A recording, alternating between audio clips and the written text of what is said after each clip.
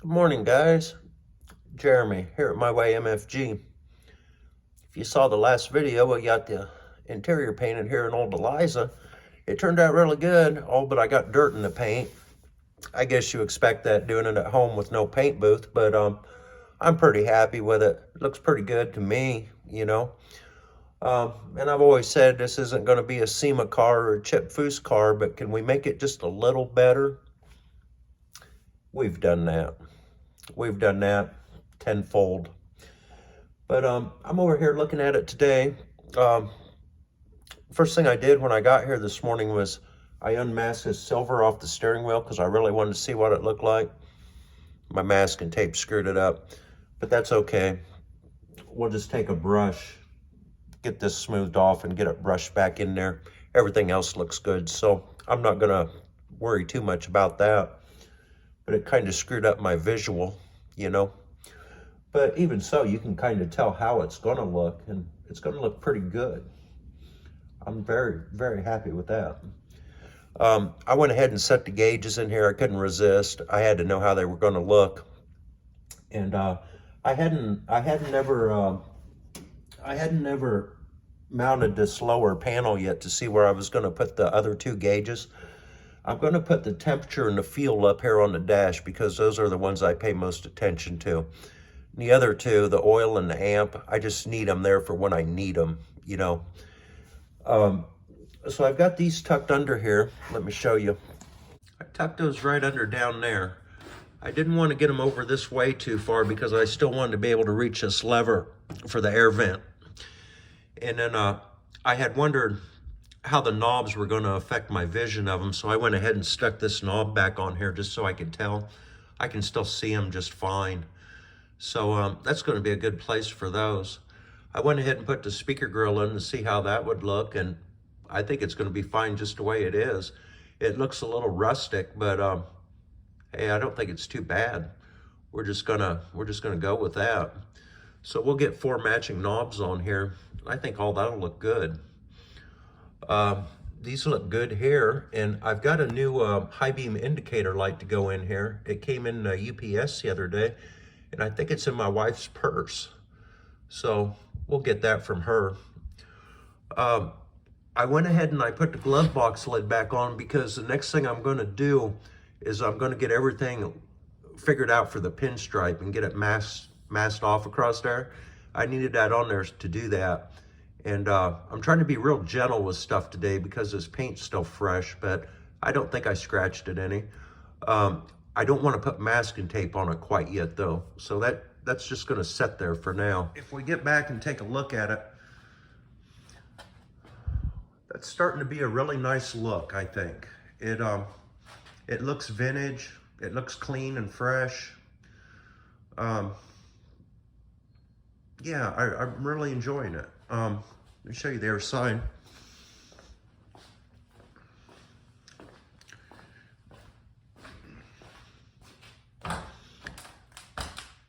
Those glove box doors don't fit real perfect. I got the gaps looking pretty good on the side, but they're a little tight on the top on both sides. There wouldn't be anything you could do about that. I got the gap across the top looking pretty good. And then I've got it flushed up pretty good, but it never was on there straight the whole time I've had the car. So yeah, it's the first time I've really ever seen it in place. I had to do a lot of shimming to get it there. That's what all that's looking like.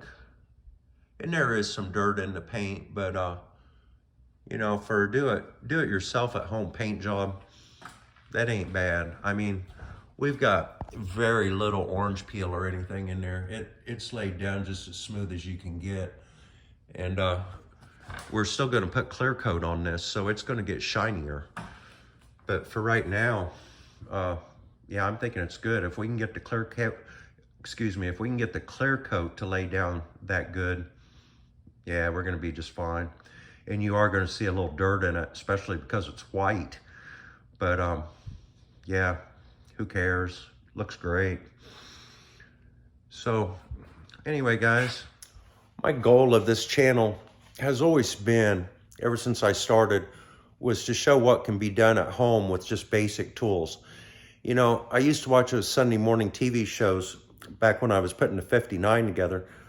And I'd sit in front of the TV and eat my cereal and watch them. And then I'd go out to the garage and try to work on the truck. And I thought, man, I'm a real loser. I can't do this stuff. Those guys are great at it. I suck, you know. And it kind of discouraged you. You know, they'd walk up to a $60,000 plasma table and start cutting stuff out. It's like, well, how can I do that? I don't have one of them. Or a $100,000 paint booth. I don't have one of them. And it was just one thing after another, and they'd get done with something, and it just turned out perfect. And it just kind of made you feel like you couldn't do anything. Well, then YouTube come along, and I started watching the guys on YouTube. You guys probably watch the same guys I do. There's a guy up in Canada that we probably all know, that he works out of a 2-car garage, and I've seen him do everything. Another guy in Canada that's just simply amazing, and he makes a lot of his own tools and stuff. You know, he does have a lot of the fancy tools and stuff like Chip Foose has, but he made them himself. That's impressive, right? Every time I watch that guy, I learn something new. But my goal for this channel is to show you what you can do. If you've been watching me, I've got a grinder, a welder, a cheap paint gun. I have nothing. I have nothing here that you can't acquire easily. And my skill level is achievable to anybody watching this channel. I really believe that too.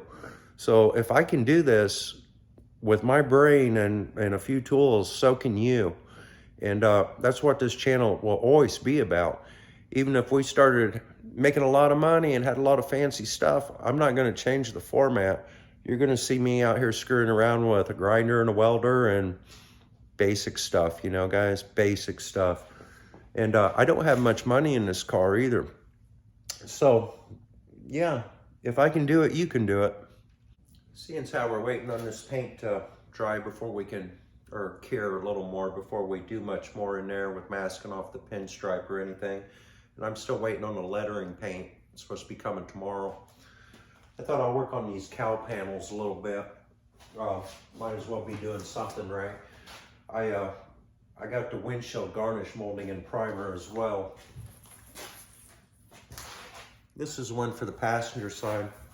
Just got done cutting that hole up there. I've got these little kick panel lights are going to clip in there. That'll shine down on the floorboard. Going to come on with the dome lights when you open the doors. Still trimming out on the other one right now. So let's do that for a minute.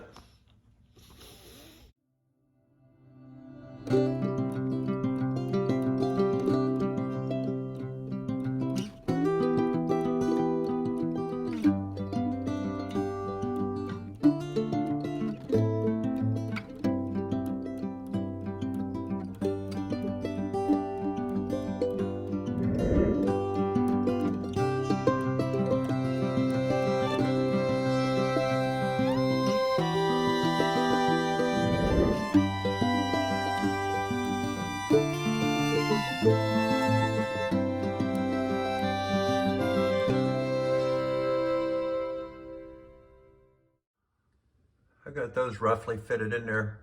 Drilled 2 holes and put the plastic push pins through in 2 places.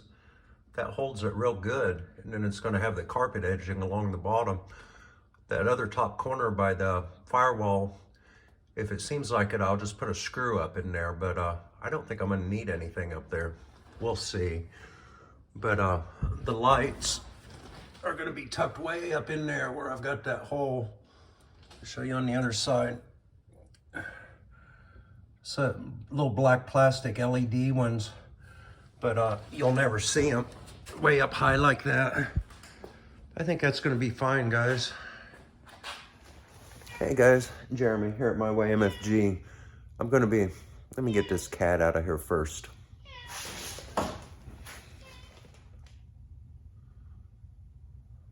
That's better. I'm gonna try to get this pinstripe on today, and I know I'm not gonna be able to get a nice even line with a brush.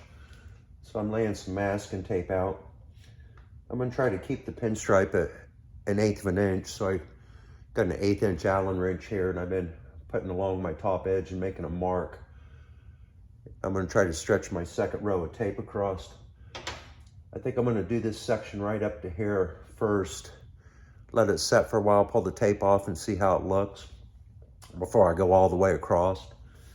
I think by taping the lines, I should be able to get it on there and look okay, but I want to make sure. So I'm going to be working on this for a bit this morning, and I'll show you guys what's going on. There's a guy from the UK that often comments on my videos. I apologize, I don't know your name, only your YouTube handle. But he sent a message, or had a message in the comments here today that said if I was closer, he said, I'm a sign painter by trade. If it was closer, I'd come and pinstripe this dash and letter it up for you. But he said, I'm in the UK. I commented, man, oh man, if it was cheaper, I'd buy you a plane ticket, because I don't know what I'm doing here. But sir, if you're watching, this is going to be a good time for you to shut the TV off, go get yourself a beer, find an old episode of Gilligan's Island. You're not going to want to watch this. This is going to be horrifying for you to watch. But I've got this mask off, and I'm going to start putting some silver in here and see what happens. So wish me luck, guys.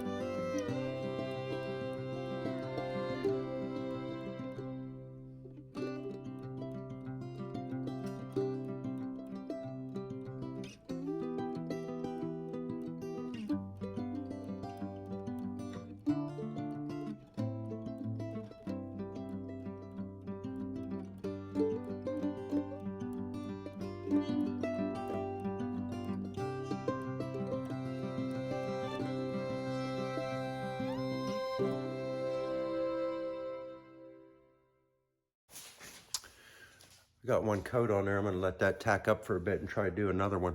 I bought some little artist paintbrushes yesterday. I think I'm gonna try one of them on the next coat. That little fingernail polish brush or whatever it is they got in that bottle. It's so limber that I think I could do a better job if it was just a bit more of a substantial brush. So just trial and error here, guys. I got the tape pulled off that one. I got it in there without completely butchering it. It doesn't look like a professional pinstriper did it, but it's really not terrible. I might can even touch it up a little bit here in a while before I call it good, but anyway, it's not as bad as I thought it could have been. I'll show you the other side.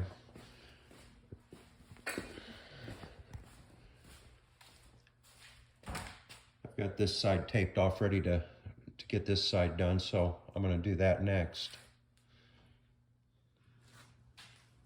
I started using that little artist brush. That seems to be working much better. I've got one coat on this. I kind of wrapped around the corners on the glove box door. We'll get one more coat on that and see how that looks. One of the YouTubers I was watching the other day, he's working on just one car, same as me. And he said, when you're only working on one car, there comes a point where you're going to have to do all the hard stuff. There's another guy I watch, every time he gets to the hard stuff, he quits, pushes it off somewhere, starts another car. I've kind of quit watching him, actually, because you kind of get vested in a car and you want to see it done, and then he does that, and it's disappointing, at least for me as a viewer. There may be other viewers that like him jumping from car to car. Maybe they'd get bored with one car. I don't know the answer to that. But for me, I like to see a project just keep going, you know. But anyway, yeah, sooner or later, if you're working on one car, you're going to get to the hard stuff. And I'm not going to say this is hard, but it's tedious. I tell you what is hard, though. The part that I'm not liking most about this whole build is sewing up them seat covers. There's a real learning curve to that. I'm going to get them done. And what I've got done so far looks decent. It doesn't look great, but it looks decent, better than I thought it might. But I think of my grandma Susie when I'm sewing these seat covers, because the whole time I knew her, and she lived a long time, she was still alive, my great grandma, when I was in my early 20s. I think she was in her 90s when she died. And the whole time I remember her, she would sit in a chair and make these intricate quilts. I mean, with just these tiny little pieces, and they were all symmetrical. That's really what I remember her doing, just day after day after day. And she didn't do that because she had to. She'd done it because for her it was fun. Fun, she thought. Boy, it's not fun for me. In fact, if Grandma Susie were still alive today, I'd buy her a motorcycle, because she was clearly confused what fun is all about.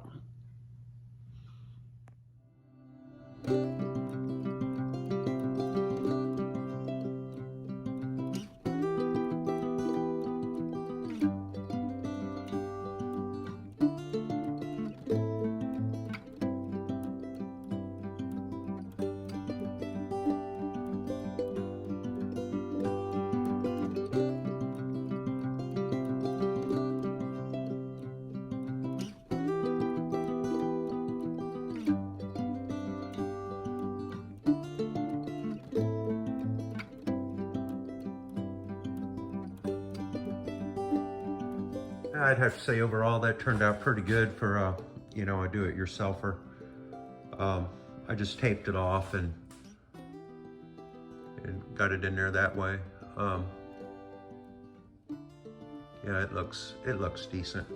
The hard part's going to be getting the letters on. We're going to try that right now.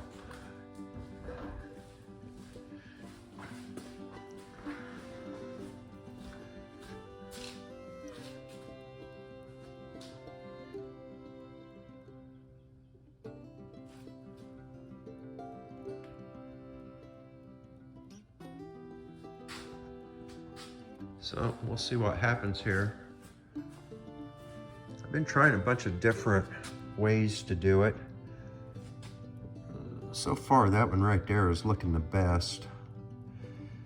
This is going to be like an aqua colored paint. I feel like I would probably have better luck if I took the glove box door off and laid it flat on a table.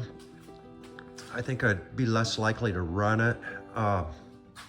This is going to be hard for me to do, but I do think I'm going to take that door off and get it laid down. There was a couple of real bad spots in the dash where there was big chunks of black dirt. I tried to touch them up. I put a little pearl paint and some white base coat and just hit them with a brush. You can see them, but I think that might blend in better than at least they're not black, you know what I'm saying? So I'll get that all Scotch-Brighted off and before I clear coat it and see what I end up with there. I got the letters painted on the dash. The Eliza, don't criticize me too much. It's best I could do, but that's not terrible, right? Anyway, good as I could get it, and I like it. I didn't want a big gaudy Eliza on there. I just wanted a little one, like it's the model of the car, like you would look there and see Malibu or Taurus or, you know, something like that. So, and that's like a bright aqua paint. So that looks pretty good. But anyway, we'll get this all Scotch-Brighted down here in the next day or two and get the clear coat sprayed on it, and then it'll be protected a little better. But I think that's going to do it for me today, guys. I want to thank everybody for watching my videos and all the people that have subscribed and the guys who have been with me for a long time. Many of you I really enjoy talking to on the comments. And to any new guys that came along in the past week, I want to thank you for joining us. And we're going to keep going here and try to make this a pretty good car. So hope you continue watching. And this is Jeremy. Please like, comment, subscribe, share, all that stuff. I really enjoy the comments, so if you want to comment, that'd be wonderful. A lot of you, I don't know who you are, so, you know, after you start commenting, I kind of feel like I get to know you. Anyway, we'll catch you on the next one. Later, guys.